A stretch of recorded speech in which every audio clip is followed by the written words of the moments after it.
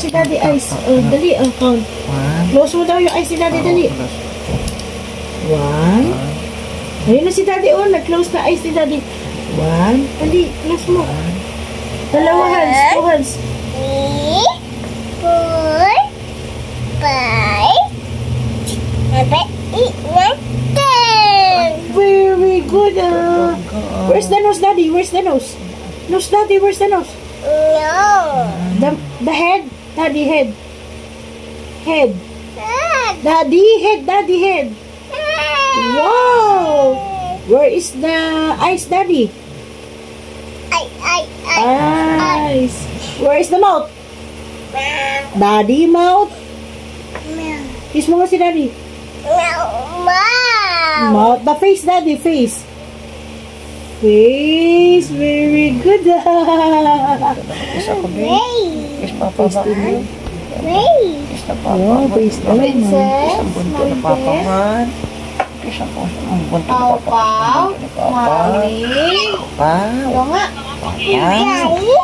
Papa. Bebe. Kiss Papa. Papa. Kiss Papa man. Kiss Papa. Kiss Papa. Kiss Papa dali. Kiss Papa. Kiss mo si Papa, baby ko. Langga. Kiss mo na Papa, baby. Kiss Papa, baby. Laban na Papa, man. Love kami. Wheels on the bus go round and round. Gala-gala sa SM. If you're happy and you know, say Daddy. Wow. I want to brush my teeth, brush my teeth. Very good. I wash my face. Oh, can I see wash your face there? Wash your face. Wash your face. Wash your face. Wash your face. Very good. Comb my hair. Comb my hair. Ano naman comb hair? Hair. Hair. Where's your hair? Wow, Daddy pala hair.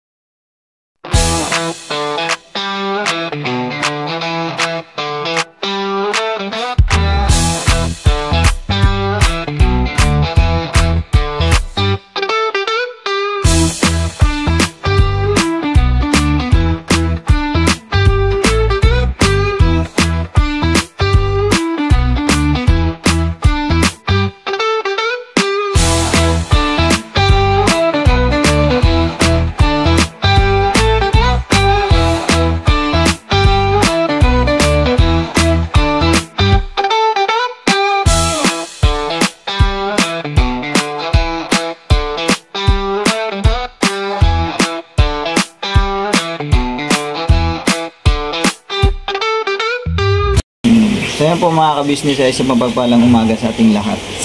Biglaan po mga ka-business na ako'y nakarating dito sa aking Makikita ka dyan sa ano? yung aking Sa YouTube bukas. mga ka-business yung aking pinsan mga ka-business. Dito ako sa pinsan ko mga ka-business. Siya ay driver din. Alam ko to nung mga panahon na kami magkakasama pa sa trabaho. Parehas kami mga forklift operator. Suro ng palita. Alam mo yung mga lamang biskuit, mga tanda-tanda ko yung mga ka-business yung nung kami ay magkasama sa trabaho. Parehas kami mga forklift operator, mga ka-business naming minamahal sa isang trabahong mga chichirya, no? Mga junk foods. Magkakasama kami. Matagal din kami magkasama sa trabaho noon. Naalala ko pa yun pa. Taga-bigay ng ulam sa atin ng baboy. Clean katayan ng baboy sa pabrika. Kumukuha yan siya para lang sa amin. Ngayon, papapuntahin niya ako sa pabrika. Kunin mo na yung in-order kong baboy. Dadaling ko yun sa amin. Papaulam yun. Libre po yun na. Yan ang, ito mga kabisnes ang taga-bigay sa amin ng, kasi nga may mga anak na ako. Siya sa mga pagkakataon niyan ay binata pa. Sasabihin niya sa akin niya na, Tol, Mayroon akong kinukuha dong baboy 1 kilo kasi tuwing Sabado kasi tuwing mga kabisnes doon sa Dalawa pabrika yun na minsan. pinasukan namin, nakakatayo ng baboy. Tuwing Sabado talaga yan.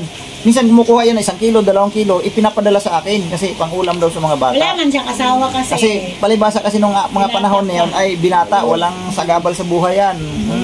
Maluwag. Kaya yan, maalala ko rin talaga, tol, maraming salamat talaga sa mga pagtulong mo sa akin sa mahabang panahon din, no?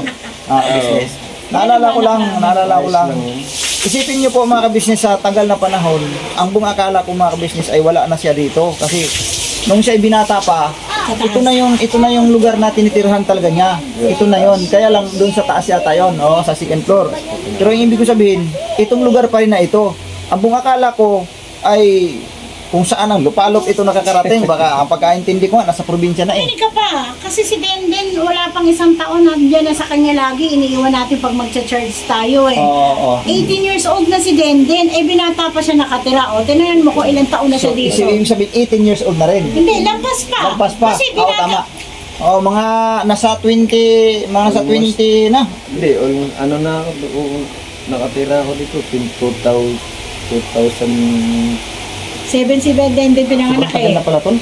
Mga 2005 siguro. ako dito. Oh, di ba? 20 years na nga. 20 years na mga kabisnes. Una kong trabaho nun sa ano. Araw-araw akong dumadaan dito sa trabaho noon. Noong medyo madalang na kami nung medyo madalang na kami nagkita. Kasi nga busy rin ako sa biyahe.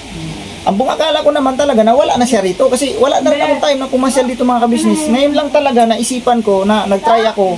Sabi ko itry ko ngang puntahan yung pinsan kong dito sa dito sa parting Valenzuela lang. Nandito pa pala. Akala ko wala. Pero nagulat ka lang kasi ilang taon na kayo. 20 years ka na dito. Tapos kami mag-asawa 28 na. Walang hiwalayan. Diba? Sulit. Pay forever. Oo. So, yun, mga business, hanggang ngayon, nasa pagmamaniho pa rin siya sa isang warehouse, isang kumpanya na may warehouse, no? So, ayun, naging masaya lang din. Hindi ko sukat akalain na magkita kami sa araw na ito, mga kabisnes. Kumbaga maligaya siya, Lloyd, kasi nandyan ka pa, hindi mo pa kami nilaya sa pumunta ibang lugar. Dito ka pa rin pala. Oo. Isipin niyo po mga ka-business na almost 20 years na hindi kami Masyadong nagkikita, no? Siguro may mga 15 years na rin siguro hindi tayo nagkita, mga ganun. Mga ganun mga ka-business kasi ang tagal na talaga kasi maliit pa yan si Dindin eh. Na iniiwan-iwan ko dito pag nag-charge kami. Ilaga sa taas kasi magcha-charge tayo dito. Tapos hindi namin sukat akalain, nandito lang pala. Andito pa pala. Sabi pa nga ng panganay ko, nung nag-usap kami kagabi, sabi niya, wala na yung si Tito dyan pa kasi ano na yan dyan, dinimulis na yata yung mga lugar dyan eh, kasi mukhang maliwanag na eh.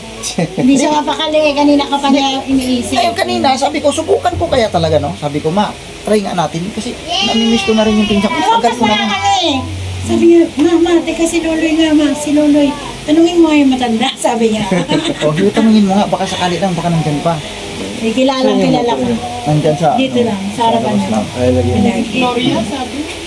Yung motor ko na yun na badya dati, wala na yun. Nasira na yun, nabinta na yun. Ano na yan, yung regalo yan sa amo ko. Regaluhan ako ng Skygo. Pwede rin siya pang tricycle. 125. Okay ba? Okay pa man. Brand new pa man. So yun, kumusta naman ang trabaho mo? Ganun pa rin. Pamilyado na kita. Pamilyado na tayo eh. Kung kumikita naman, okay naman ang kita. Okay naman, kahit pa paano, makakain pa rin ng 3 beses. 3 beses ang araw. Minsan 2 beses. Parang kami. Tapos may merienda pa. Yung tanghalian Minsan at meron, minsan wala. tumagaan, ano na lang eh, Ganun talaga pagsasabay. buhay, kailangan talagang kumain dahil siyempre, Manila to eh. Oo. Probinsya to eh. Wala tayong sariling bahay, no? Wala eh. Lahat dito binibili. Oo, talaga. No choice ka talaga eh. Kailangan mo kumilos. Grabe kasi yung mga panahon, mga ka-business nung during pandemic time. Doon kami mas lalong hindi nagkakita-kita nito eh. Kasi nung nag-pandemic talaga. Walang labas-labas. Tapos busy sa ako kasi nung mga time noon tol, nagtinda-tinda kami, naggulay-gulayan kami. Tapos doon survival talaga dahil walang trabaho eh. Nagsara ang mga company. Sarado. Oo, wala talaga. Wala na namang trabaho. No? Oo, grabe talaga yung mga panahon na yun. Biro mo ilang taon yun na nagtiis tayo sa ganun. Kaya grabing hirap, nagtitiis talaga kami noon sa mga pagkakataon na yun. Pero sa awan ng Diyos, nakatawid-tawid kami. Oh, nakatawid yun, dami na nga yung naging Tapos ang naging masaklap lang dahil nga walang-wala kami ng pera noon. Nasanla namin yung bahay. Hanggang sa dinagdagan na lang kasi wala nga eh. Kailangan ng pera eh. Dahil pandemic nga eh. Hanggang sa binenta na lang talaga namin. Ayun ang naging kuwan doon. Yung sa pandemic yun na panahon na grabing hirap namin mga ka-business talaga. At least may bebenta kasi wala. Oo. Ayun, ano kami ngayon? So, buhay-buhay na lang mga ka-business. At least ito, sa tagal na panahon, at salamat sa Panginoon Diyos yung nakita pa kami. Dahil mga ka-business, hindi nga rin niya alam na may sakit ako. Hindi pala niya alam.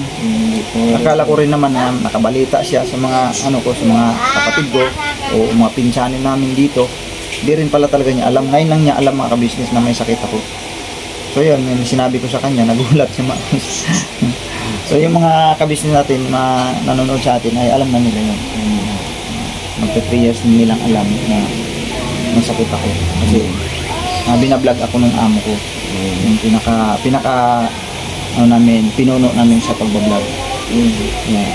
Alam ng mga manonood yun ng kalagayan ko. Hindi yun talaga madali tol. May mga pagkakataon na minsanag-iisip ako ng lalim. Yung bang tila baga parang halos mapunta na sa pagka-depress. Kasi siyempre ang sakit ko ay hindi biro. Pero ika nga, kailangan lumaban, kailangan maging positibo lang ang pananaw at higit sa lahat, siyempre, laging manalangin sa Panginoong Diyos. Kasi yun lang naman ang pananggalang natin. Pero hindi may iwasan tol, may mga pagkakataon na na nalulungkot ako. Pero nilalabanan ko. Sabi ko nga pang mayaman yung sakit niya. Bakit hindi naman kami mayaman? Bakit tinamaan siya? Dapat doon lang sa Nagkataon tumapat sa kanya ang karamdaman, wala namang pinipiling tao yan kung saan yan siya dadako. Kalooban ng Panginoong Diyos yan eh. Sabi nga, hindi para na sa iyo yan kung hindi mo kaya yan. Kaya mo yan.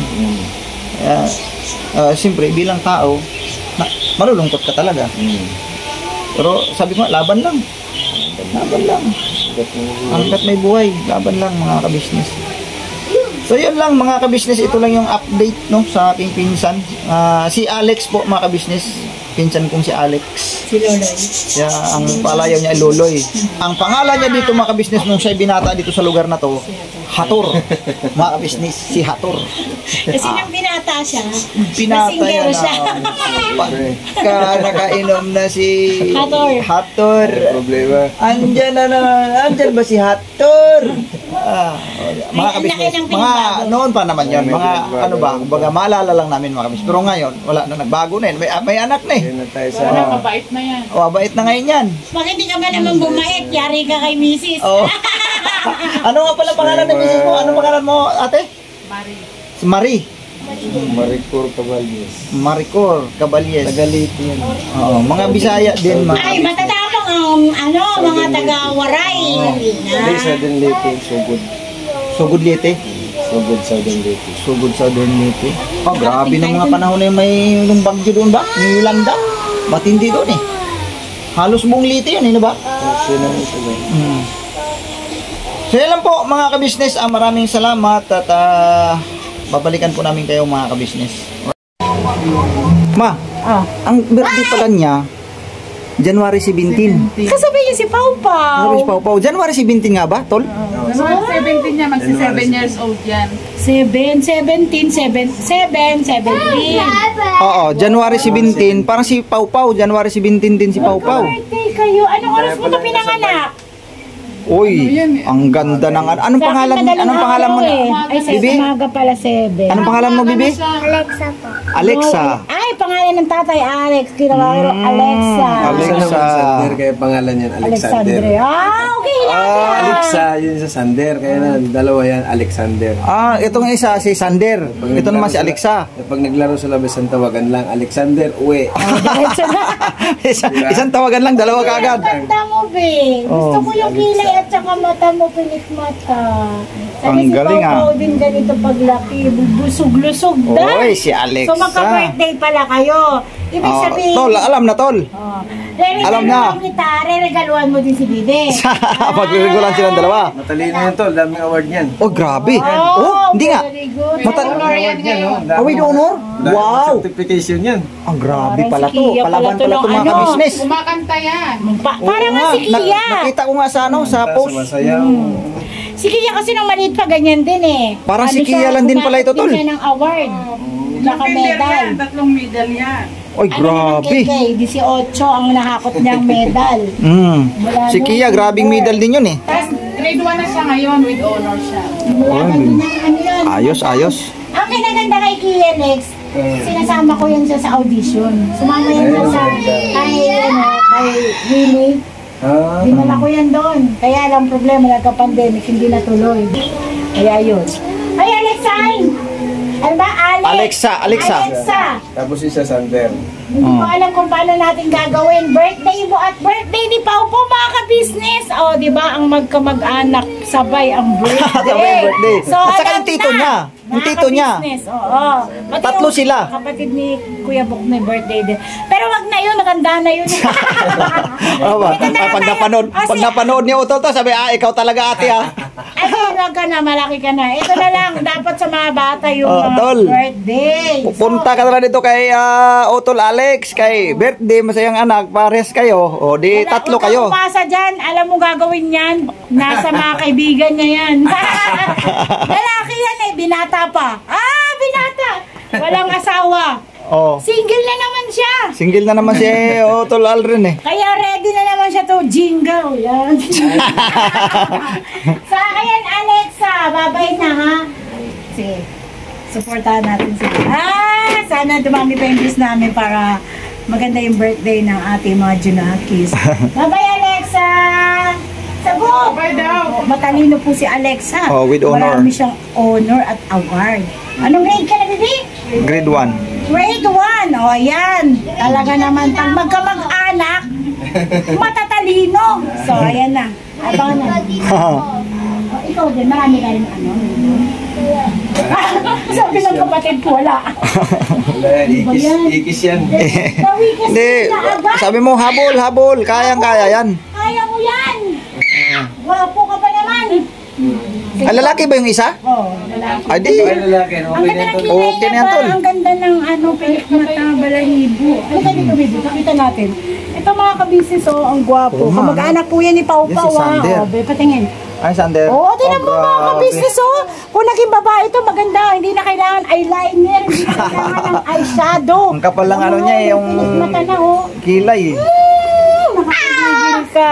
Magustuhan nga na namin. Ang ganda talaga ng balahibo. Kahit yung teacher nga, gusto ng teacher yan. Awag mo, may regalo si Tito Buknoy sa'yo. Ha? Bye-bye, Alexa! Bye-bye. Ay, hello! Ako, pag nakita mo yung baby ko, makulit yun. Hindi namin ayan. sinama eh. Ano na, mag-gora na ba sa Thailand? Alright. Business, alis na kami, pambira. Mahaba na yung kwentuhan namin. Mahaba na. Tol, salamat Marie. Sige. Thank you ha. Thank you sa inyo. At least na alam na namin na nandito lang pala kayo. Hindi pala kayo naalis sa lugar na ito. Yes. Talagang mahal na mahal yung lugar na to ah. Oo, 20 years na siya eh. Kumbaga magkakaroon ka Dati na ng kasi ako. mga alis ako, tapos ay bakante. Ito Oo. Ibig sabihin, pag nakapunta ka sa iba, tapos pag may bakante, balik ka uli. Oo. kumbaga dito na siguro yung ano niya. Sa bagay tayo, ganun eh. Nung natungtong ako ng Caloocan, hindi na talaga ako naalis ng Caloocan mga kabisnes. Una, Caloocan South, tapos napunta sa Caloocan North. Caloocan pa rin. Ano na kami dyan eh, grade 1 pa lang si Jamela. Oo. Nakagraduate na ng kolehiyo, nandyan pa rin. Oo. So grabe katagal na namin sa Caloocan. Kayo naman dito sa Valenzuela, napakatagal nyo na rin sa Valenzuela. Oo. Ayan. Bahay dito. Silver dito. Bahay dito. Oo, yun, tama yun. Walang baha kasi dito sa lugar na ito. Kasi medyo mataas itong lugar na ito eh, mga ka-business. Kaya swerte. Bagay doon sa amin naman sa Caloocan, sa lugar nang wala namang baha din doon. Doon lang sa kalagitnaan, sa BSM. Doon. Pero iba, sa atin tiniran wala. So yan lang po mga ka-business. Maraming salamat at may gagayak pa kasi kami mga ka-business naming minamahal. May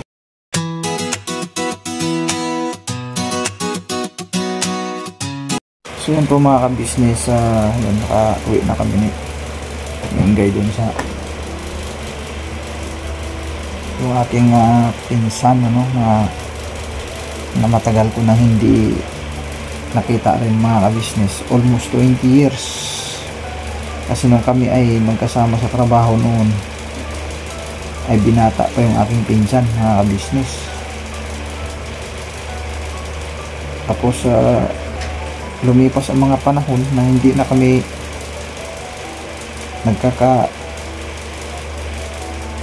kuntakan kasi noong panahon na kami ay magkakasama, ang cellphone na uso noon is ano pa lang, yung mga dikipad, ano, mga ka-business.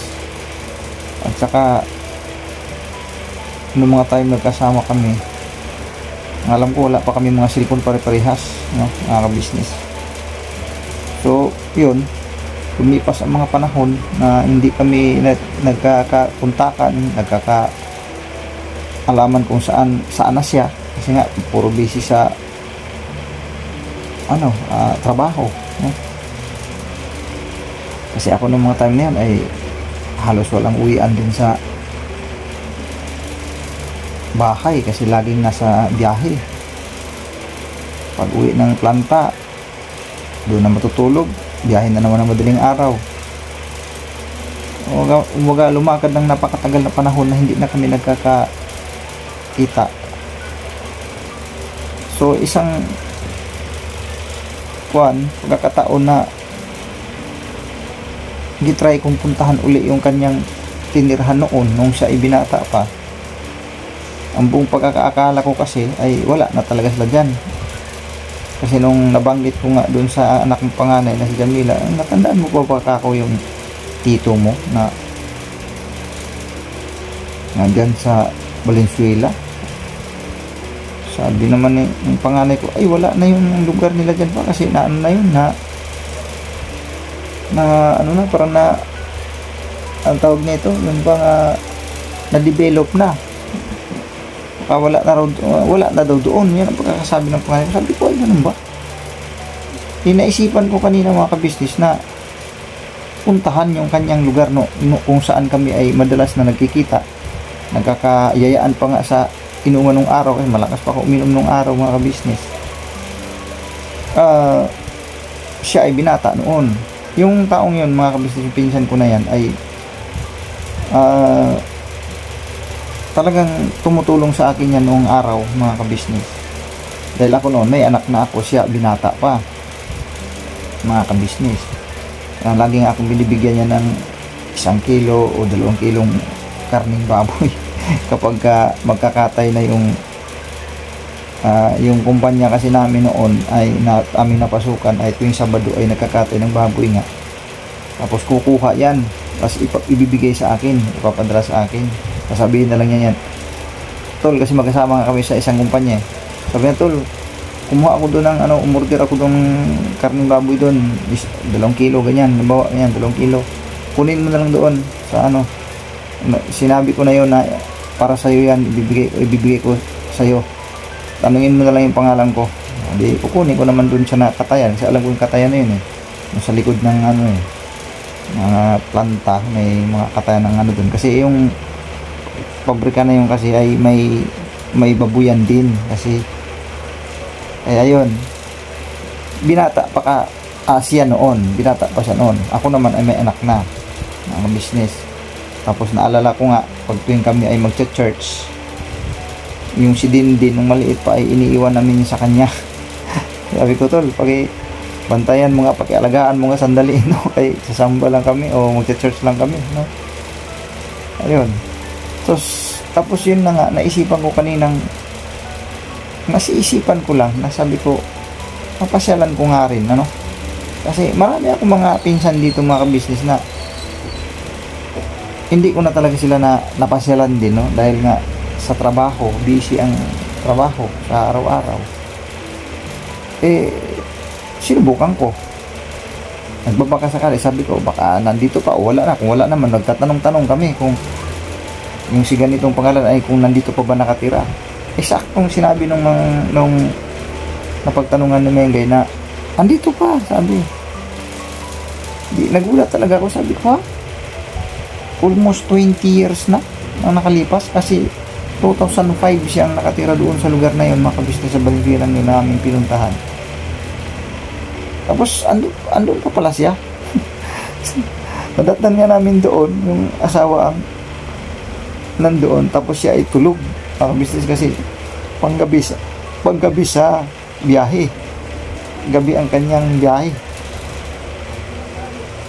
Sabi ko, pambira ka kako, dito ka lang pala. Akala ko kung saan lupalop ka na nakatira, nandito ka lang pala. So namimiss namin ang isa't isa, mga ka-business, dahil siyempre nakakatulong sa aking taong yan ang mabait yun, yung aking pinsan na yun, na sabi ko nga, kasi naintindihan niya yung aking kalagayan din noon, kung kami ay nagsisimula pa lang na nagtrabaho sa kumpanyang yon, nalupat. Hindi naman din kalakihan ang sahod namin noon. May anak ako, may pamilya ako, siya wala. Lagi talaga nag-aabot sa akin yun. Tol, baka wala ka ng ano dyan, may bigas ka pa ba, may ganito ka pa ba. Lagi nag-aabot sa akin yun, taong yun. Kaya namimiss ko nga kaya ako nga pinuntahan, nagbabaka sakali. Andun pa pala talaga. Mga kabisnes, hindi siya umalis sa lugar na yun. Sabi ko, parang ako lang din pala, tol, kasi itong Caloocan, mga kabisnes, sobrang tagal ko na rin dito sa lugar na to. Nagsimula ako sa Caloocan South, no, hanggang sa napadpad naman ako dito sa Caloocan North. Pero Caloocan pa din. Kumbaga, hindi ako naalis sa lugar ng Caloocan, mga kabisnes. Yun naman pinsan ko, hindi rin naalis sa lugar ng Valenzuela. Doon din siya tumagal hanggang sa nakapag-asawa. Pambira ako. Sabi ko, pambira, wala akong kaalam-alam na nandito ka lang pala. Kasi ako, kung bakit hindi ko na dinaanan itong lugar na ito, dahil wala na akong balita rin sa iyo, at wala na akong idea kung nandito ka pa ba talaga. Sabi ko, wala na siguro, sa tagal na ng panahon. Kaya, dinandaanan ko lang itong lugar mo. Walasti, kung hindi ko pa talaga pinursige na magtanong-tanong dito, ay hindi, wala akong kalam-alam na nandito ka lang pala talaga, sabi ko sa kanya. So miss namin ang isa't isa, kwento-kwentuhan kami doon. Ayun, salamat sa Diyos at nagkakita-kita kami sa loob ng 20 taon na hindi kami nagkita na, no? Mag-miss namin ang isa't isa. Siya po ay tubong Surigao, mga ka-business, dahil kasama ko rin naman yan. Naalala ko kasi yung batang yan noong ako ay binata pa sa Surigao noon, na lagi ako pumupunta doon sa kanila. Nag-aral pa yan ng elementarya, bata pa yan siya, kasi ang edad niya ay nasa 40 lang nasa 40 lang, 40-42, maganon lang ang edad niya Basta ako noon ay binata na nandoon sa Surigao ng mga pagkakataon ay nag-aral ako ng high school, mga ka-business. Second year high school ako, ang sa pagkakaalam ko talaga. Tapos yun, siya ay bata pa yan, sobrang ano pa yan, parang kasing laki lang yan siya ni hindi pa nga kay Kiyam, basta maliit pa, mga grade 1 lang o grade 2 ata, mga ganun lang yung kanyang edad noon, mga ka-business. Tapos ang totoo niya, nung nagkita kami niya dito sa Metro Manila, nag-apply yan siya ng forklift operator, mga ka-business, na hindi ko sukat akalain na siya ang marurod test ko, kasi may requirements na binigay sa akin ang supervisor, kasi forklift operator din kasi ako noon sa kumpanyang yon. Sabi ng supervisor sa akin, binigay sa akin ng papel, sabi niya, i-road test mo nga yung taong yan, mag-apply daw yan ng forklift operator. Di kinuha ko yung papel, pero hindi ko pa binasa yung pangalan. Di nandyan na siya parating, di sampa, hindi ko na siya nakilala. Siyempre nakita kami. Huli, malaki na siya eh. Malaki na siya. May asawa na ako. Tapos siya, malaki na siyempre. Dahil huling kita namin ng mga pagkataon na yon ay siya ay grade 1 pa lang o grade mga ganun pa lang. Ganun po ang istorya namin yan eh. Tapos, noong pagsampa niya ng forklift, di siyempre, binasa ko na ngayon yung papel. Kasi, siyempre, magtatanong ako kung anong pangalan niya eh. Nung nabasa ko yung papel, mga business, sabi ko, Alex. Sabi ko, ikaw ba si Luloy? Kasi Luloy ang ano niya, palayaw niya ibali. Luloy, ikaw ba to? Sabi ko sa kanya. O, ako to. Ano opisyan mo? Ha?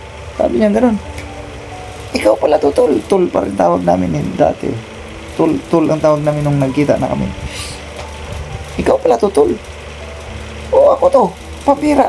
Mag-apply ka dito ng ano, forklift operator. Sabi ko sa kanya. Sabi niya, oo nga, Tol. Wala akong trabaho eh. O, sige na. Takbo konti. Tapos, okay na. Kasi marunong naman talaga siya, mga kabisnes, nung nagkita na kami sa isang kumpanya, sa loob ng kumpanya, nagkita kami. Nag-apply nga siya. Eh, marunong naman talaga. Di sabi ko, okay na. Sinabihan ko na yung supervisor ko. Ma'am, okay na ma'am. Approve na. Marunong naman talaga ma'am. At saka ma'am, alam mo kung bakit? Sa loob ng ilang taon, ngayon lang kami nagkita niyan. Pinsan ko po siya. So, sabi ng ano. Oo nga, napansin ko nga. Bakit? Kasi yung apelido niya, Pia din eh. Sabi niya. Pero hindi na kita tinanong. Kasi mali ko pa, paano naman kung hindi kayo magkamag-anak. Hindi. Sabi ko, pinsan ko yan ma'am, pinsan ko yan. Taga Surigao yan. O ano, okay na ba? Marunong ba? O marunong ma'am, marunong naman mag-forklift operator. Di, ayun. Doon kami magkasama sa trabaho. Kaya ito na nga ngayon, sa tagal nga na panahon na hindi kami nagkita. Kung akala ko kung nakauwi na ba ng probinsya o saang banda dito sa metro. Andyan lang pala sa Valenzuela, pambira yan. Ang saya namin kanina, pinto-pintuhan din kami. Kaya lang hindi rin ako masyadong nagtagal kasi may pasok pa siya mga kabisnes. So, Tol, thank you ha. Thank you talaga rin. Alam ko, panonoorin mo to dahil alam mo naman ano. Thank you talaga sa mga panahon na ako'y tinulungan mo rin. Alam ko naman mabait ka eh. Salamat talaga rin dahil ngayon alam ko na rin na mayroon ka ng pamilya at focus ka lang din sa pamilya mo. Wag mo na akong alalahanin, no? Magaman ang puso mo kasi talaga matulungin ka eh. Pero may pamilya ka na, focus ka na din sa pamilya mo. At ingat din sa biyahe, no? Ingat sa biyahe, lalo pat laging gabi pala ang biyahe mo. So mag-ingat ka sa biyahe lagi. So yun lang mga kabisnes, ito lang yung aking vlog ngayon, mga kabisnes. At hanggang dito na lang, no, mga kabisnes lang yung minamahal. So yan po, support lang po natin mga kabisnes ang ating kabisnes official, Papa Dins TV, kabisnes family, Mrs. KB official, at siyempre Famous Budang official, mga kabisnes. At sa lahat ng mga kagwang, mga kabisnes namin minamahal, please support din po mga kabisnes. Ang iyong abang lingkod, Kagwang Buknoy official. God bless po sa ating lahat. Bira banat ng po mga kabisnes. Alright, bye bye.